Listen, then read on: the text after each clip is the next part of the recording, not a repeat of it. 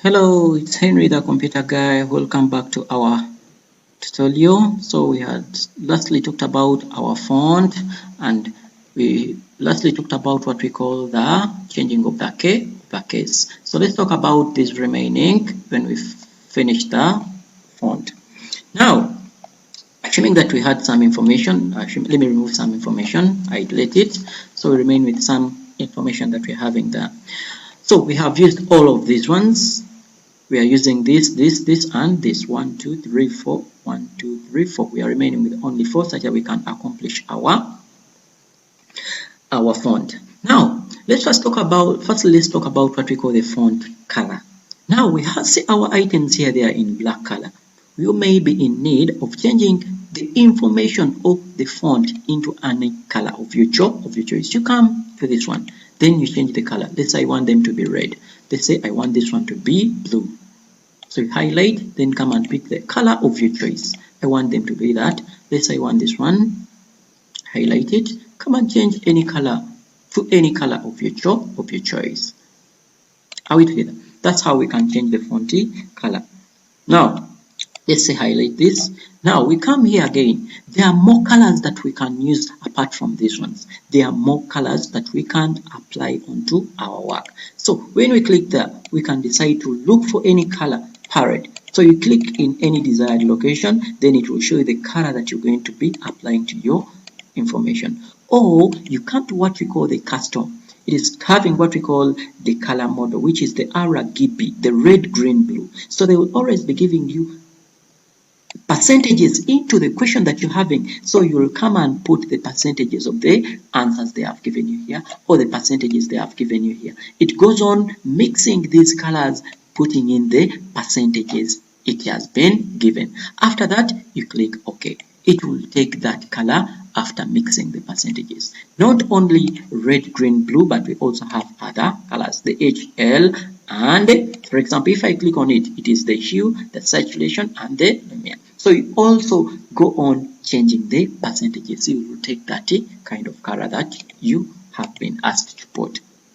That has been the font the font color.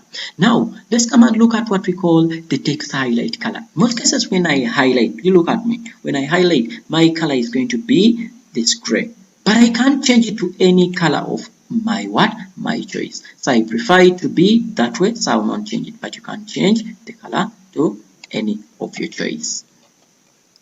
Now we come back here.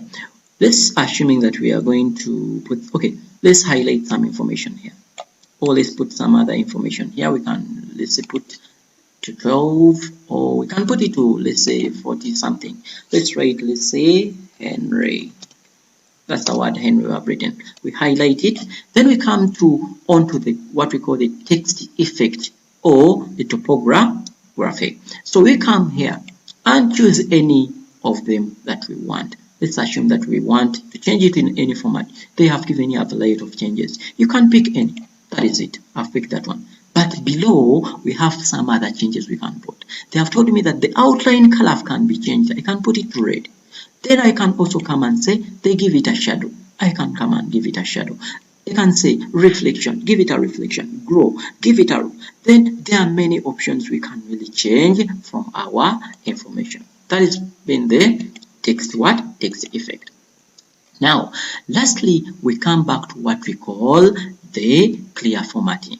Now assuming that you have been doing all this, but you want to remove all the formattings that you have put. Remember, we said that the formatting specifically enhances the appearance of the document. We have been formatting. All we have been doing is formatting, changing items, making bold, putting colors, changing up. So it is specifically formatting. So if you want to remove everything and put it back to normal where we started from before we made the changes, we can clear the formatting. Let's highlight and come and clear the formatting. It takes us back to the original.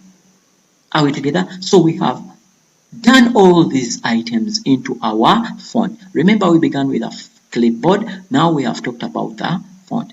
But before we go any further, we have something called the font down here. We have what we call another option, which is Ctrl D. We call it the toolbox launcher. So we call this one the toolbox launcher because it has more items which are not applied or which are not put onto our font above here. So if you look for any item but you're not seeing it, that means that it was put under the toolbox launcher. Click on it or you press Ctrl D as a shortcut. Click down here. It is going to bring more options that you had not seen. That means that we can change the font from here. We can change the font style, for example, to bold oblique. Then we can change the size again. We can change the font color. We can change the underline style. We can even change the underline color from here. There are more effects to put. Then here we talked about what we call the straight through. But now here they can provide you with a straight through of double underline. That means if it is this one is a single, you're going to see the preview down here. It puts a what? A double straight through. The other one was only single straight through, but this one has two of them. That means that if you want double straight through, you look for them. Superscript again, subscript, as we talked about them earlier. We can also have some of them, let's say hidden, all caps, then many of them. Remember, they also have the text effects as we talked about them up there. But in Microsoft Word 2007, it has a variety of items here. Remember, it can have many of them. This is 2016, but they removed some of the items. For example, if we come back and check into our Microsoft Word 2007, let's make it big. Let's maximize it. And we come on to what we call the font.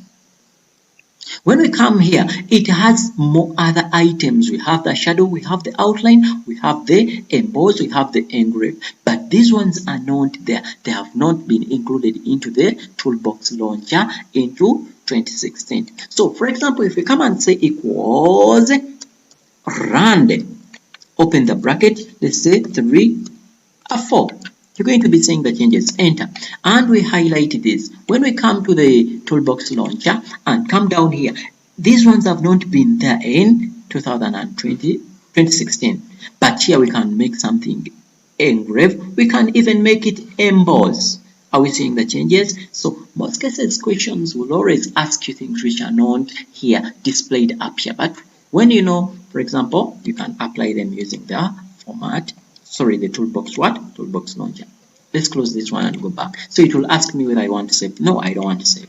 So we come back here. We have seen that some of them, they are not here. Are we seeing? So we can put some, there are others here, but they are not displayed.